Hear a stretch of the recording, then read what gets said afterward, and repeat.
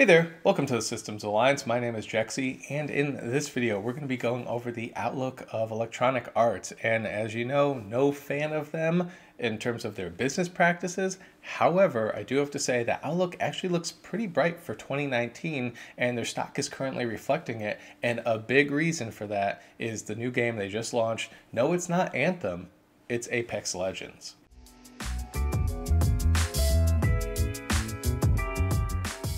So as you know, EA, with their loot boxes and the disaster following that, along with the Star Wars Battlefront stuff, which was part of the loot box mess, they got legislators around the world involved in loot boxes and banning them. Their cash cow FIFA is in danger, and things weren't looking good. The stock was down quite a bit before the end of the year in 2018. Not to mention, they had a lot riding on the game Anthem. You know, BioWare's Anthem, that was supposed to be the big game for them. And really, the sales that they're expecting, they said, between 5 and 6 million by the end of March. So short period of time, but that's still 360 million, smaller than the openings of other large games that are expected to have a lot more sales. But as a games of service, was supposed to bring in a lot from microtransactions and the like. And that game's being reviewed pretty poorly. And we'll just have to see if they are going to get the sales that they expect for Anthem, and then what the legs on it are going to be like and what kind of revenue it can really bring in. Because right now the game seems very shallow to a lot of people, and that's what you don't want, because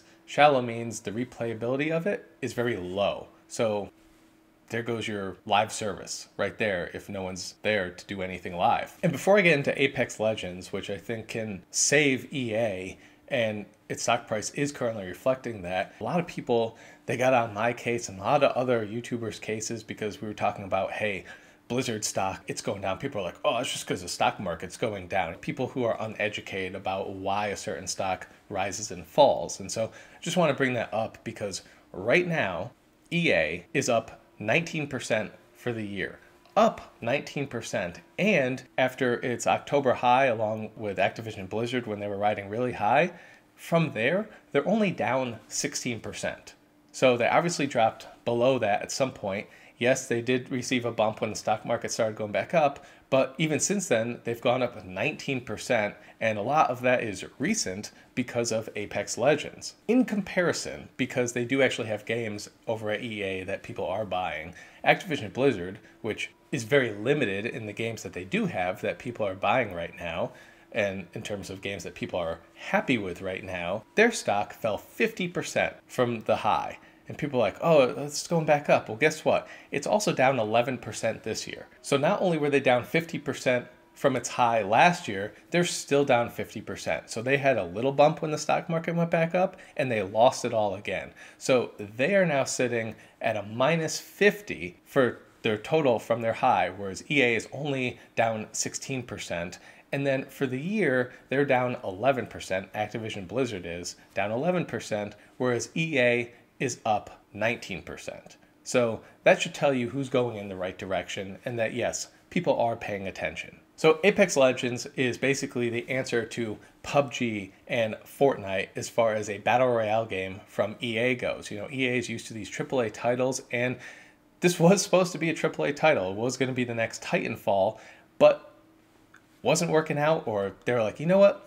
Let's just retool this next Titanfall, and we'll just make it a free-to-play game, battle royale, and we'll just go with that, cut production costs by a lot, and see how it does. And one of the knocks against PUBG and Fortnite, at least for PUBG, you know, all the glitching, it's not a AAA game. And then with Fortnite, it's cartoony, you know? The gameplay is great, but the game itself, you know, for people into something a little more serious, it's just very cartoony. You know, a lot of people are like, it's for kids. Now, I mean, yes, of course it's for kids, but at the same time, anyone could have fun with it. But I understand that, you know, there's not a lot of people who are playing, you know, the more realistic type games that were getting into it. And that's why Call of Duty, with their new mode, was hoping to gather some of those people over to their side. It just hasn't really happened yet, though. But with Apex, it has AAA type graphics to it. It's not, say, as in-depth as Anthem, although Anthem isn't very in-depth for a AAA title. It's going to cost you $60 or more.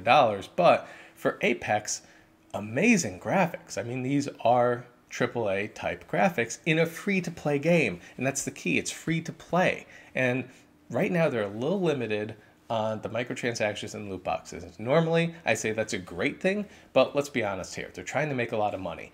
And on a free-to-play game, well, you're not getting any money there. So you need to sell people on some other stuff. And right now they have some extra characters, they got different skins for all of them, but nothing too crazy. It seems to be mostly cosmetic at this point.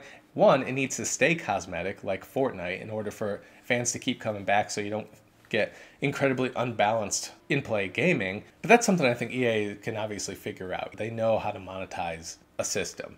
So just to put it in comparison, when Fortnite launched in its first 2 weeks, it had over 10 million players in just 2 weeks. And keep in mind, they ended up crushing PUBG. PUBG is just still big, but kind of a thing of the past because of what Fortnite has done to it.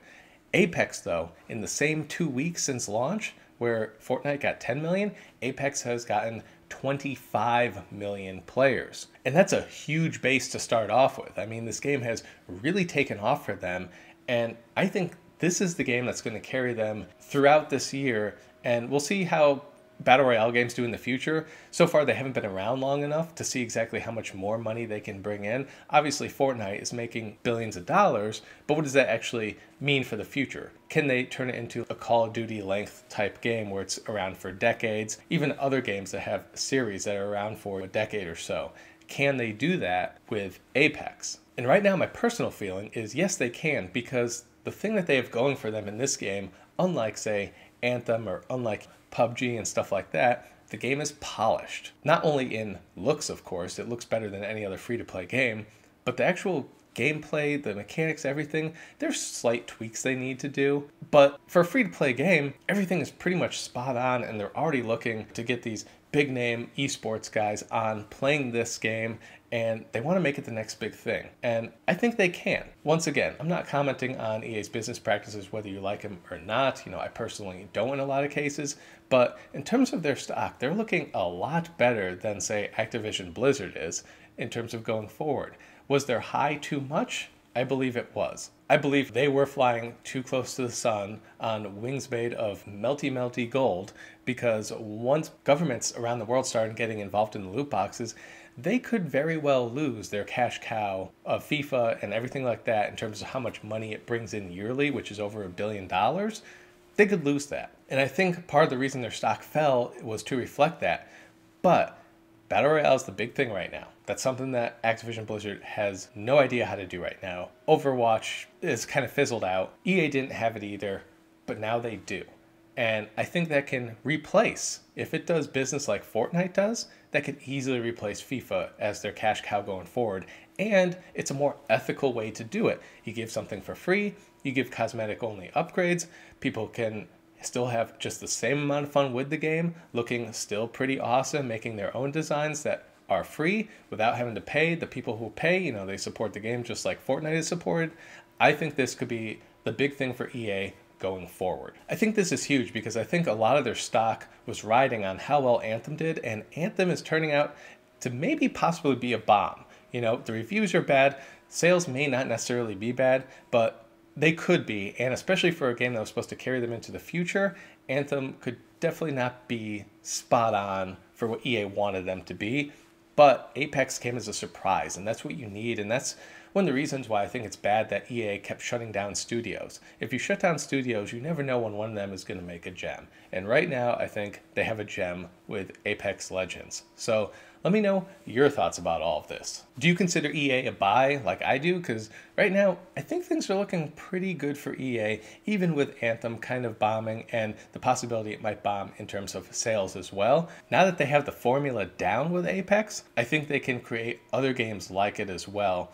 Now, obviously, we don't know how big the Battle Royale arena is as far as how many players are willing to play these free-to-play games, but Apex does represent a really good amount of people. 25 million in its first couple of weeks, and who knows where it is now, obviously even more than that. I think it's enough to carry EA forward. So let me know your thoughts in the comment section below about EA, Apex Legends, Anthem. Just let me know your thoughts. Be sure to like, subscribe, share, hit me up on Twitter, and we'll catch you next time.